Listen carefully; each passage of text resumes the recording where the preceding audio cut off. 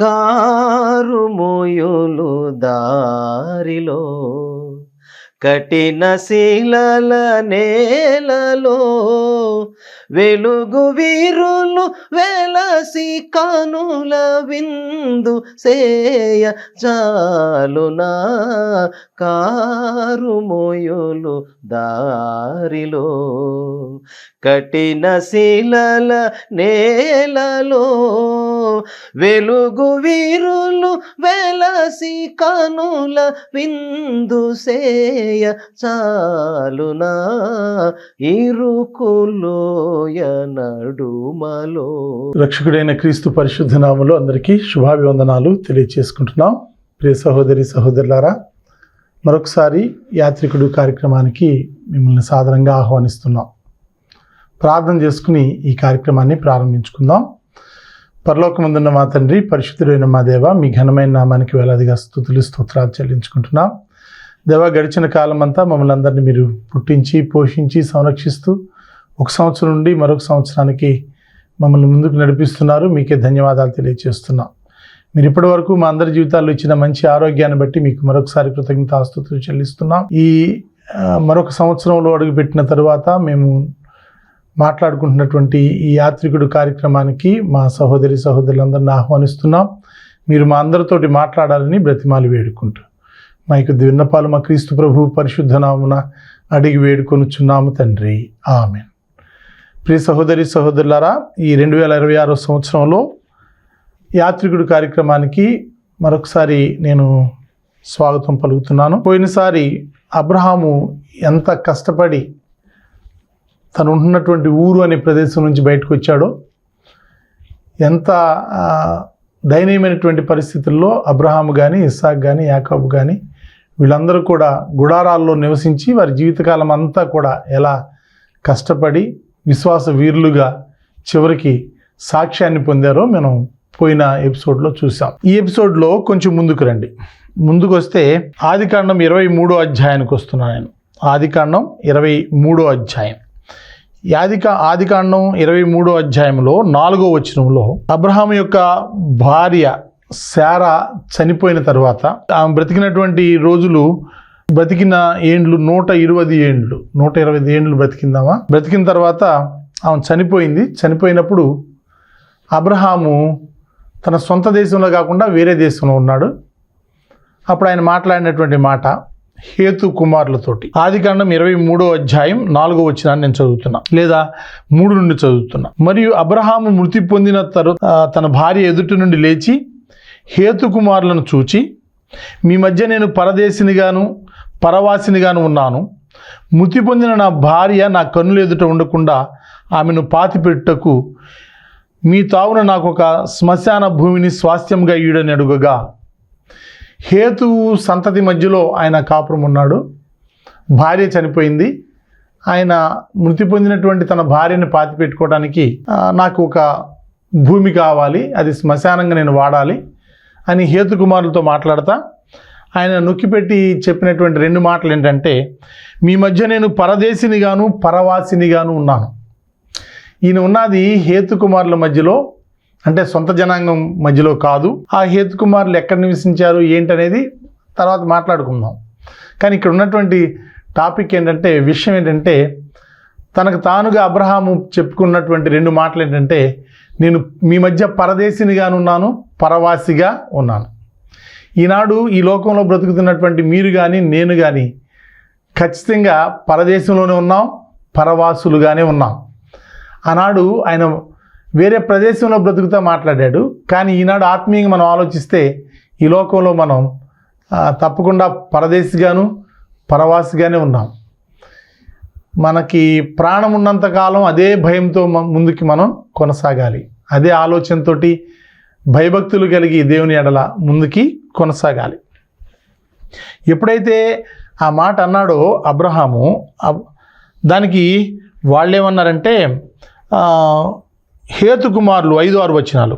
హేతుకుమారులు, అయ్యా మా మాట వినుము, నీవు మా మధ్యను మహారాజువై ఉన్నావు, మా శ్మశాన భూములలో అతి శ్రేష్టమైన దాని యందు మృతి పొందిన నీ భార్యను పాతిపెట్టుము.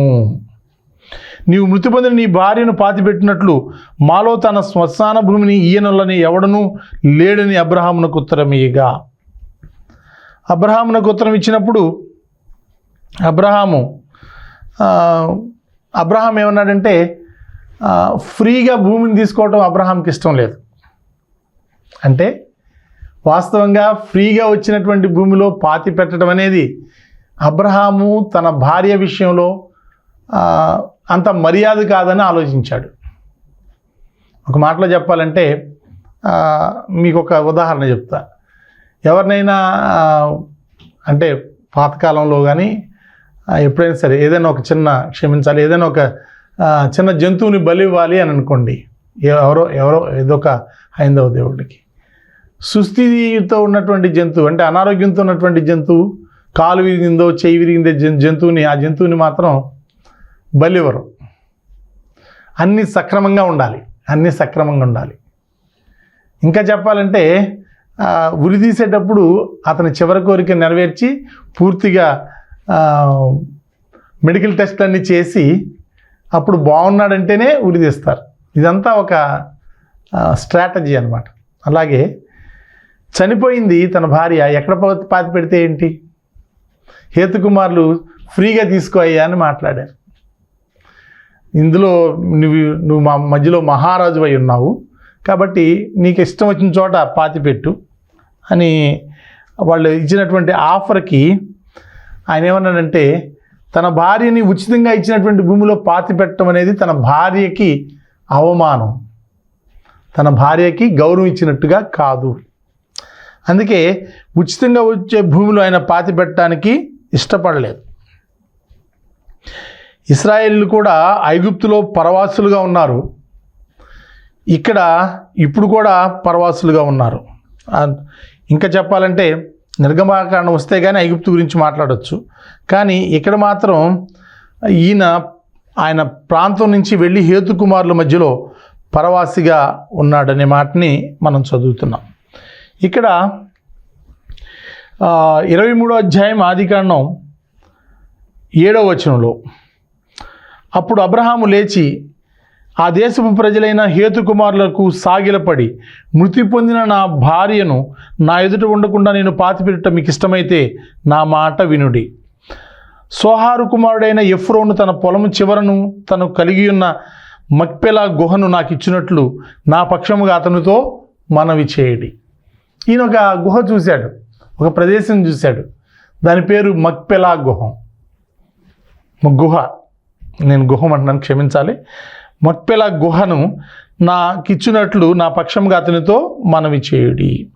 మీ మధ్యను శ్మశాన భూమిగా ఉంటకు నిండు వెలకు అతడు దానిని నాకు స్వాస్థ్యంగా ఇయ్యవలని వారితో చెప్పాను. నేను డబ్బులు లేకుండా తీసుకోను, ఉచితంగా ఇచ్చే భూమిలో నా భార్యను పాతి పెట్టను. నిండు వెలకు అతను తీసుకోవాలని చెప్పండి. ఎంత వెల కావాలంటే అంత ఇచ్చి తీసుకుని అప్పుడు శ్మశాన భూమిగా నా భార్య కొరకు నేను వాడతా. అప్పుడు 10వ వచనంలో, అప్పుడు ఎఫ్రోను హేతుకుమారుల మధ్యను కూర్చుండి ఉండను. హిత్తీయుడైన ఎఫ్రోను తన ఊరి గవిని ప్రవేశించు వారందరి ఎదుట హేతుకుమారులకు వినబడునట్లు అబ్రహాంతో చెప్పిన ప్రత్యుత్తరం ఏమనగా, అయ్యా అట్లు కాదు, నా మనవి ఆలకించుము. ఆ పొలమును నీకు ఇచ్చుచున్నాను, దానిలో ఉన్న గుహను నీకు ఇచ్చుచున్నాను, నా ప్రజల ఎదుట అది నీకు ఇచ్చుచున్నాను. మృతి పొందిన నీ భార్యను పాతిపెట్టుమనెను. అప్పుడు అబ్రహాము ఆ దేశపు ప్రజల ఎదుట, సరే కానీ నా మనవి ఆలకించుము. ఆ పొలమునకు వెల ఇచ్చేదను, అది నా యొద్ద పుచ్చుకొని ఎడల మృతి పొందిన నా భార్యను పాతిపెట్టదనని ఆ దేశ ప్రజలకు వినపడినట్లు ఎఫ్రోనుతో చెప్పాను. అందుకు ఎఫ్రోను, అయ్యా నా మాట వినుము, ఆ భూమి 400 తులముల వెండి చేయును. డిస్కస్ చేస్తున్నప్పుడే ఇంత ఇవ్వండి అని చెప్పకముందే ఒకరికొకరికి వినపడేటట్టు, పెద్దలకి వినపడేటట్లు అన్న మాట ఏంటంటే, 400 తులముల వెండి చేయును, నాకు నీకు అది ఎంత అన్నాడు. చెప్పాడు ఇంతని, నాకు నీకు అంత ఎంత, మృతి పొందిన నీ భార్యను పాతిపెట్టుమని అబ్రహామునకు ఉత్తరం ఇచ్చెను. ఆ అబ్రహాము ఎఫ్రోను మాట వినెను. కాబట్టి హేతుకుమారులకు వినపడినట్లు ఎఫ్రోను చెప్పిన వెల అనగా వర్తకుల్లో చెల్లు 400 తులముల వెండి అబ్రహాము తూచి అతనికి ఇచ్చెను. అలాగున మమ్రే ఎదుటనున్న మక్పెలా యందలి ఎఫ్రోను పొలము అనగా ఆ పొలమును దాని యందలి గుహయు దాని పొలిమేర అంతటిలోనున్న ఆ పొలము చెట్లనియు అతని ఊరి గవిని ప్రవేశించు వారందరిలో హేతు కుమారులు ఎదుట అబ్రహామునకు స్వాస్థ్యముగా స్థిరపరచబడిన. ఆ తర్వాత అబ్రహాము కానాను దేశంలో హెబ్రోనును మమ్రే ఎదుటనున్న మక్పెల పొలము గుహలో తన భార్య అయిన సారాయిను పాతిపెట్టెను. ఆ పొలము దానిలో ఉన్న గుహయు హేతుకుమారుల వలన శ్మశానం కొరకు అబ్రహామునకు స్వాస్థ్యముగా స్థిరపరచబడెను. ఇంకంతే, ఆ మాట అంతే. అందుకని డాక్యుమెంటేషన్ ఏమీ లేదు. సరేలేండి, ఇప్పుడు మనకు కావాల్సింది ఎలా కొన్నాడు, డాక్యుమెంటేషన్ ఉందా లేదా, రిజిస్ట్రేషన్ అయిందా, అది కాదు సమస్య. అబ్రహాము ఫీల్ అయినటువంటి ఆలోచన, నేను పరదేశినిగా ఉన్నా, పరవాసినిగా ఉన్నా, నా భార్య చనిపోయింది, కానీ ఎక్కడ పాతి పెట్టాలో తెలియదు. కాబట్టి మీలో స్వాస్థ్యంగా ఉన్నటువంటి, మీకు స్వాస్థ్యంగా ఉన్నటువంటి ఒక పొలం, దానిలో ఉన్నటువంటి మక్పెల గుహాన్ని నాకు ఇవ్వండి. వాళ్ళు ఏమన్నారంటే ఫ్రీగా ఇస్తామన్నారు. నేను ఇంకోసారి రిపీట్ చేస్తాను, క్షమించాలి, ఇది నాకు అలవాటు అయిపోయింది.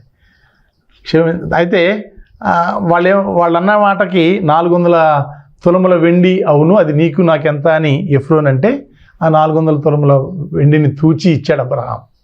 అంటే వెల ఇచ్చి కొన్న భూమిలోనే తన భార్యను పాతి పెట్టాలి. ఇది ఒకసారి మీరు నేను కూడా ఆలోచించాల్సింది. ఎంత గౌరవం ఇచ్చాడు భార్యకి, అవమానం లేకుండా వెలపెట్టి కొన్న భూమిలోనే ఆయన పాతి పెట్టాడు. ప్రియ సహోదరి సహోదరులారా, ఆ తర్వాత ఇశ్రాయేల్ జనాంగం అంతా ఐగుప్తుకి వెళ్ళారు. కరువు కాటకాలు వచ్చినప్పుడు ఐగుప్తులో వాళ్ళందరూ కూడా పరదేశులుగా ఉన్నారు. దరిదాపుగా 430 సంవత్సరాలు ఉన్నారు.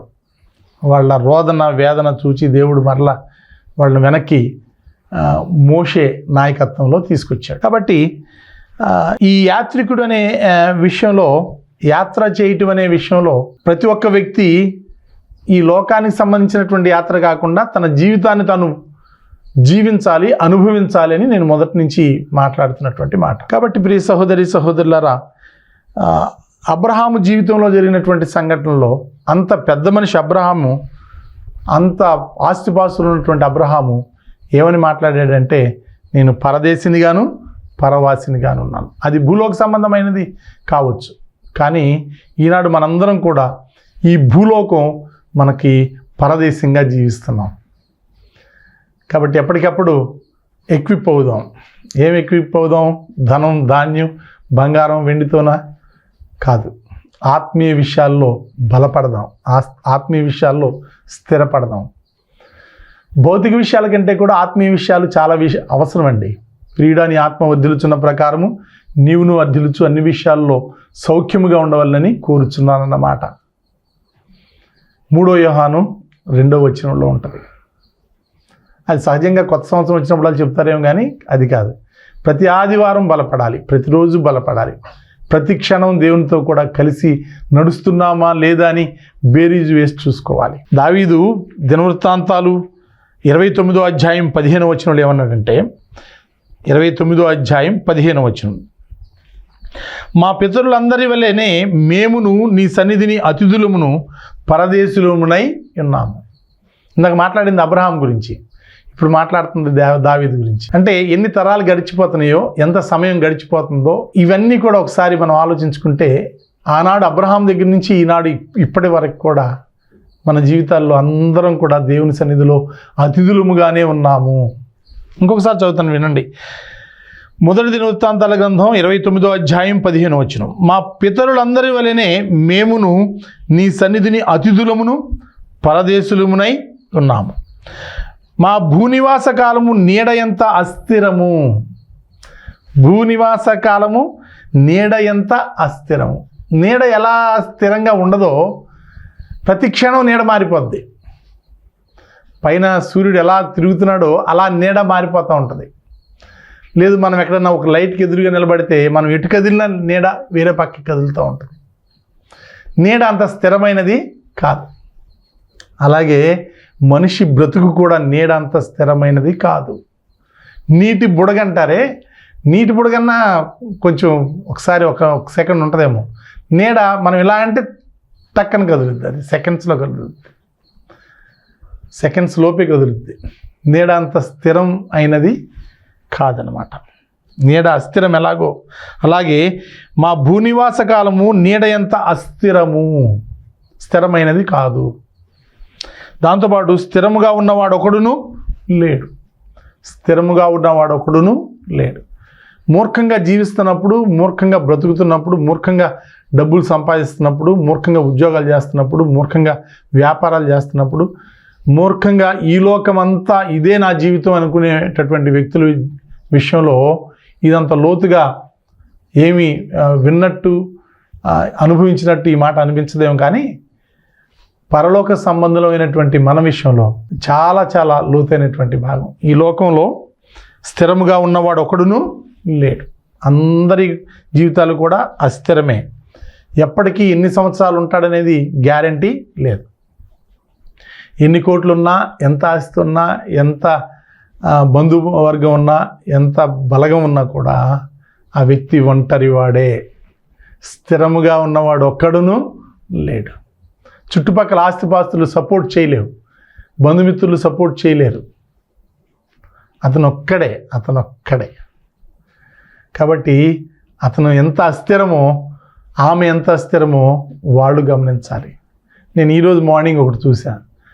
ఈ పక్కన నంద్యాల దగ్గర ఎక్కడో ఒక స్టేషన్లో, అనంతపురం స్టేషన్ అనుకుంటా, 2-3 ట్రైన్స్ ఆగి ఉన్నాయంట. ఆగి ఉంటే ఒక దివ్యాంగుడు, కాళ్ళు కుంటి అయినటువంటి ఆయన అవతల ట్రైన్ ఎక్కాలి, యువతల గూడ్స్ ఆగి ఉంది, దానిలో నుంచి కింద నుంచి దూరాడు ఆయన. అంటే చాలా గంటలు గూడ్స్ ఆగిపోయి ఉంటుంది కదా, కింద నుంచి దూరాడు. దాటేద్దాం కదా గబుక్కుని ఎక్కుదామని. ఇతను దూరిన వెంటనే అది కదిలింది. అన్ని గంటల నుంచి సిగ్నల్ వేయింది, అప్పుడే సిగ్నల్ వేసింది. కొన్ని గూడ్స్ అంటే ఎన్ని పెట్లు ఉంటాయి? 50 పెట్లు గ్యారంటీగా ఉంటాయి. 50 పెట్లు కదులుతున్నప్పుడు అతను చచ్చిపోయిన వాళ్ళలాగా చనిపోయానే అనుకున్నాడు.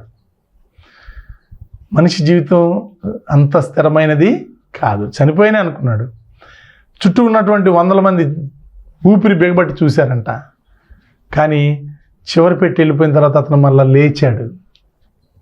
ఎంత థ్రిల్ అనిపించిందంటే, అతని జీవితం భూమి మీద అస్థిరమైనదే, కానీ దేవుడు తలుచుకుంటే స్థిరమైనది. కాలవుడు, దివ్యాంగుడు గూడ్స్ కింద దూరాడు. ఆ గూడ్స్ కదిలిపోయింది. 50 పెట్లు అయిపోయిన తర్వాత మరలా జీవంతో లేచాడంట. ఎంత అస్థిరమైనా కూడా దేవుడు పట్టుకుంటే కొంతకాలం పాటు మనిషి ఊపిరి స్థిరంగా ఉంటుందన్నమాట. ఈరోజు మార్నింగ్ నేను సాక్షి పేపర్లో చదివాను, ఫోటో కూడా వేసి. కాబట్టి ప్రియ సహోదరి సహోదరులారా, భూమి మీద స్థిరముగా ఉన్నవాడు ఒకడును లేడు. అలాగని బయట బండి మీద వెళ్తున్నారనుకోండి, బండి స్కిడ్ అయి పడిపోయి చనిపోయిన వాళ్ళు, తల దెబ్బ తగిలి చనిపోయిన వాళ్ళు చాలామంది ఉన్నారు. ఎందుకో తెలియదు. దేవుని చిత్తం అది.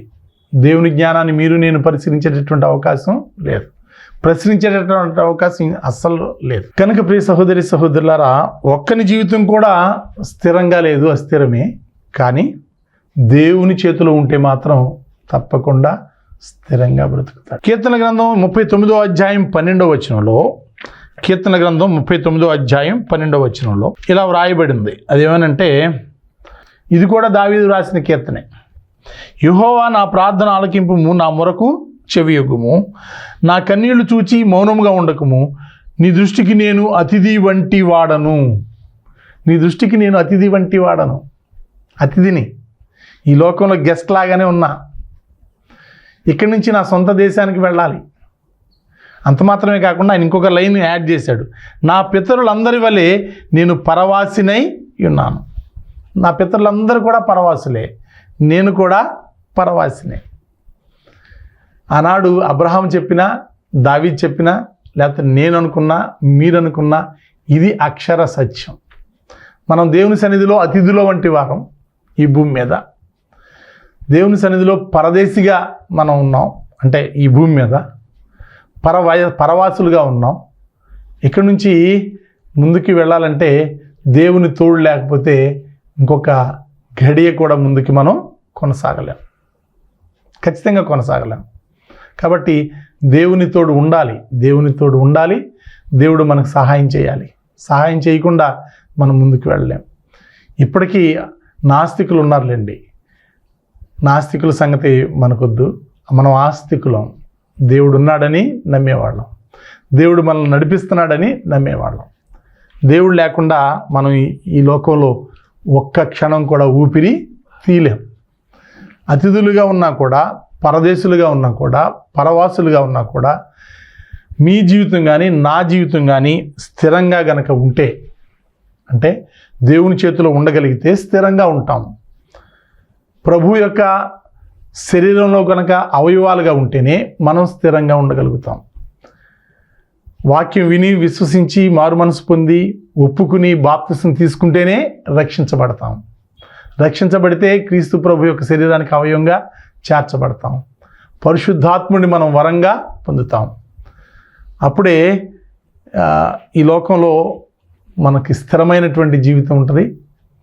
ఎంతటి అస్థిరమైనా కూడా, నీడ వంటి అస్థిరమైన, నీటి బుడగలాంటి అస్థిరమైనా కూడా స్థిరంగా దేవుడు ఉంచుతాడు. ఆయన చిత్తానుసారం మనం బ్రతకగలుగుతాం. కనుక ఈ సమయంలో వాక్యాన్ని వినటానికి ఆసక్తి చూపిస్తున్న మీ అందరికీ మరొకసారి కృతజ్ఞతలు చెల్లిస్తున్నాం. దేవునికి కూడా కృతజ్ఞతలు చెల్లిస్తున్నాం. దేవుని చిత్తమైతే మరలా వచ్చే ఎపిసోడ్లో కలుసుకుందాం. అందరికీ వందనాలు. ప్రార్థన చేసుకుందాం. పరలోకమందున్న మా తండ్రి, పరిశుద్ధుడు అయిన మా దేవ, మీ ఘనమైన నామానికి వేలాదిగా స్తుతులు స్తోత్రాలు చెల్లిస్తున్నాం. దేవా, ఈ యాత్రికుడు కార్యక్రమంలో వాక్యాన్ని అందించడానికి నాకు, వినటానికి మా ప్రియ సహోదరి సహోదరులకి వెసులుబాటును కలుగజేసినందుకై మీకు ప్రత్యేకమైన ధన్యవాదాలు తెలియజేస్తున్నాం. ఈ లోకంలో ప్రతి ఒక్కరూ కూడా ఎంతో హడావుడిగా ఉన్నారు మా తండ్రి. జీవితాన్ని మదించటంలో వారు ఎంతగానో బాధపడుతున్నారు. కుటుంబాన్ని పోషించటంలో మేమందరం ఎంతగానో శ్రమ పడుతున్నాం. మానసికంగా ప్రశాంతంగా ఉండటంలో అందరం ఫెయిల్ అయిపోయాం మా తండ్రి. ఆత్మీయంగా స్థిరంగా ఉండటంలో అందరం కూడా ఎంతగానో ఫెయిల్ అయిపోతున్నాం. కాబట్టి మా తండ్రి అయినటువంటి మీరు మమ్మల్ని జ్ఞాపకం చేసుకుని మీ కుమారుడైన క్రీస్తు ప్రభువులో స్థిరంగా ఉంచాలని, ఆయన స్థాపించినటువంటి పరిశుద్ధులందరూ సహవాసం ఉన్నటువంటి స్థానిక సంఘానికి మేము కూడా జతపరచబడ్డాం. కాబట్టి ఇంకా బిడ్డలందరినీ కూడా జతపరచాలని, వాక్యం ద్వారా మీరు మా అందరితో మాట్లాడాలని మేము వేడుకున్న రీతిగా ప్రతి ఎపిసోడ్లో ఒక్కొక్క కోణంలో నుంచి మీరు నాతోనూ మా ప్రియ సహోదరులందరితో కూడా, సహోదరులతో అందరితో కూడా టీవీ ద్వారా, ఈ టీవీ ప్రోగ్రాం ద్వారా మీరు మాట్లాడుతున్నందుకు మీకే కృతజ్ఞతాస్తుతులు చెల్లించుకుంటూ, మీ చిత్తమైతే మరలా వచ్చే ఎపిసోడ్కి మేమందరం సిద్ధపడటానికి సహాయం చేయాలని వేడుకుంటూ, మా యొక్క విన్నపాలు మా క్రీస్తు ప్రభు పరిశుద్ధనామం అడిగి వేడుకొనుచున్నాం తండ్రి. ఆమేన్. ప్రియ సహోదరి సహోదరులారా, మేము మైఖేల్ స్కూల్ ఆఫ్ థియాలజీ అనేటటువంటి ఇంగ్లీష్ ప్రోగ్రామ్ని నడిపిస్తున్నాం. 1 సంవత్సరం డిగ్రీ ప్రోగ్రాం అది. దానిలో 10 సబ్జెక్ట్స్ ఉంటాయి. ఒక 5-6 టీచర్స్ ఉన్నారు. అమెరికా వాళ్ళు ఉన్నారు, ఇండియా వాళ్ళు ఉన్నారు. ఇప్పటి వరకు ఆన్లైన్ జరిగింది. రేపు జూన్ 8 నుంచి ఆఫ్లైన్ జరగబోతుంది. కాబట్టి ఎవరైనా వాక్యాన్ని నేర్చుకోవాలనుకుంటే వారిని ఎంతో గౌరవంగా ఆహ్వానిస్తున్నాం. ఇప్పుడు ఈ సంవత్సరం మళ్ళీ రెసిడెన్షియల్ ఫెసిలిటీస్ని మేము కలగజేయాలనుకుంటున్నాం. అన్నీ రెడీ చేస్తున్నాం. కాబట్టి ఎవరైనా చదువుకోవాలనుకుంటే వాళ్ళు ఇక్కడికి వచ్చి మా దగ్గర ఉండి 1 సంవత్సరం పాటు చదువుకోవటానికి సిద్ధపడాలని, అలాంటి వారు ఎవరైనా ఉంటే నోటిఫికేషన్ త్వరగా వేస్తాం. వేసినప్పుడు మా MHST Michael school of theology dean గారిని సంప్రదించాలని వాట్సాప్ నెంబర్లో మనవి చేసుకుంటూ ముగిస్తున్నాను. అందరికీ వందనాలు. శాంతి ఆనంద పరబర తుమే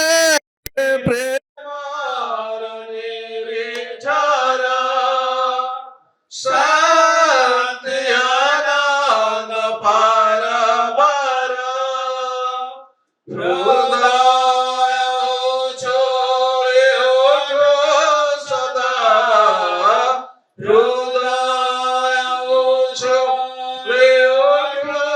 సదా